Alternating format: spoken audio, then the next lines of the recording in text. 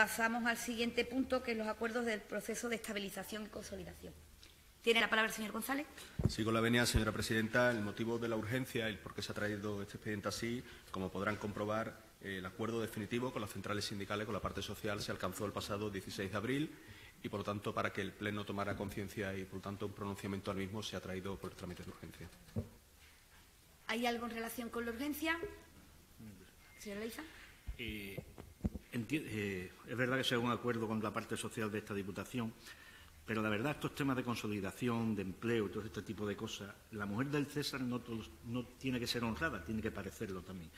Si vamos a tener otro pleno, yo pediría que se quedara sobre la mesa y traerlo para el próximo pleno como punto ordinario, no traerlo como urgencia, porque da una sensación de este tipo de cosas cuando sabemos que este tipo de cosas siempre llama la atención mucho.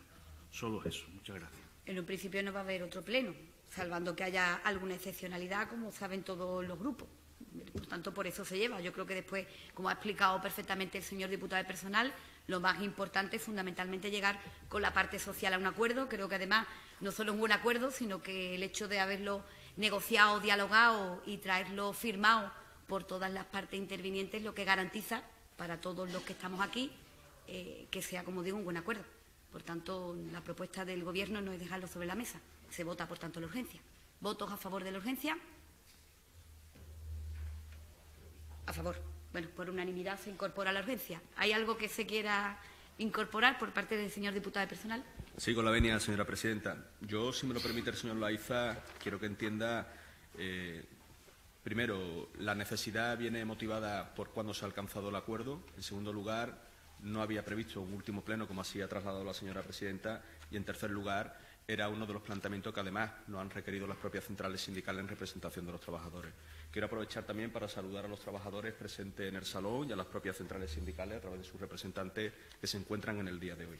Y lo hago porque quiero además asumir en esta primera intervención, plantear que en el contexto de este acuerdo, que como bien obra en el expediente está la estabilización y consolidación, hay una primera parte, una consolidación que el señor Loaiza conoce perfectamente de la situación incluso judicial a la que llegó en su momento y que también se ha tratado porque estamos intentando dar una solución global a aquellos trabajadores públicos que se van a ver afectados / beneficiados de este proceso de consolidación.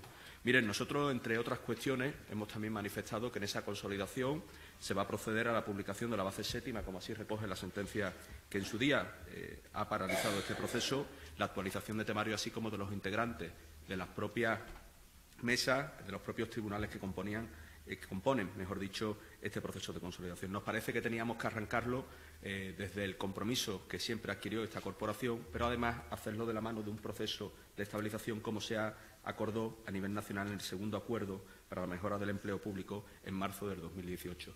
Nos parece que había que buscar soluciones, habría que buscar seguridades a aquellos trabajadores públicos que fueran a encarar este proceso. Como saben, hay un personal muy importante que se ve, afectado, beneficiado de esta situación. En el acuerdo que le traemos, en el acuerdo que ha sido suscrito por todas las centrales sindicales, lo que establece, previa a la negociación propia con las centrales en su posterior desarrollo, es una oferta de empleo público extraordinaria en esa estabilización, en la que además lo que se plantea es que se haga de una manera fraccionada con un límite temporal para el año 2020 y, por lo tanto, que se puedan ir sacando aquellos puestos o aquellas categorías de una manera que no vaya a generar tampoco ningún problema en la singularidad de algunas de las plazas o de los desempeños en esta casa y en un proceso selectivo que además hagamos con esa seguridad propia a lo que vamos encaminados. Y, por tanto, lo que se plantea también en dicho acuerdo es la modificación de las bolsas que regulan cualquier plazo o puesto de la Diputación Provincial, a tal manera que cuando se inicien tanto el proceso de consolidación como de estabilización se genere una seguridad al personal indefinido que va a optar a la misma.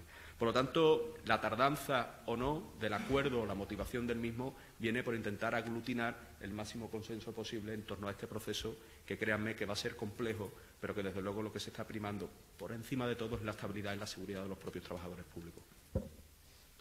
¿Alguna intervención por parte de la señora González? Gracias, señora presidenta. Nosotras confiamos entendemos la urgencia del asunto, pero al requerir de nuestro voto, es decir, yo confío en que evidentemente las partes actuantes, que son los sindicatos, han llegado al acuerdo más oportuno según su criterio. Pero claro, nosotros tenemos que votarlo también, es decir, tenemos un criterio propio. Entonces, debido a la urgencia, el criterio no llega a ser suficientemente convincente para nosotras para poder pronunciarnos. Por tanto, nosotras nos vamos a abstener en el voto de este punto. Ya repito que confiamos en que los sindicatos han mirado por los intereses de los trabajadores y de las trabajadoras de esta casa, pero evidentemente al requerirnos de nuestro voto nosotras tenemos que abstenernos porque no ha habido lugar a poderlo trabajar con la profundidad que necesitábamos.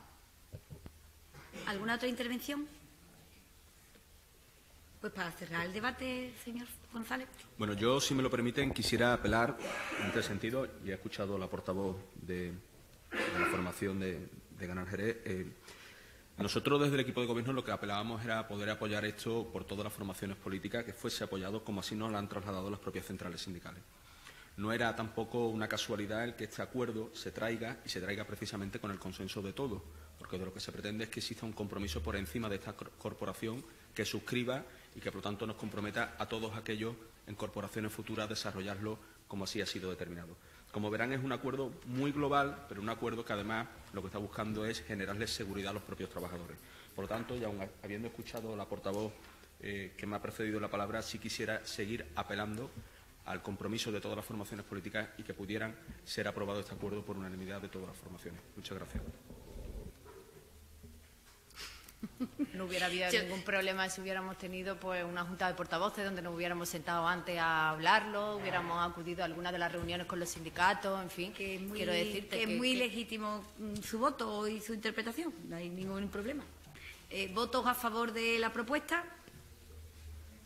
Con la abstención de la señora González de Ganemos Jerez. Bueno, yo también quiero felicitar a las centrales sindicales por el magnífico trabajo que han hecho. Yo creo que han tenido también un compromiso de altura de mira, no solo por la estabilidad, sino además por comprometerse para que este acuerdo sea un acuerdo de presente y de futuro, que, como bien ha explicado el señor diputado de Personal, donde yo he tenido un interés presente en cada una de estas actuaciones para que hoy pudiéramos llegar a este acuerdo, y os felicito especialmente a las centrales sindicales para garantizar, como digo, la protección del derecho de los trabajadores, la estabilidad de todos y cada uno de ellos y, por tanto, no es más que, en definitiva, una defensa también al empleo público de esta casa.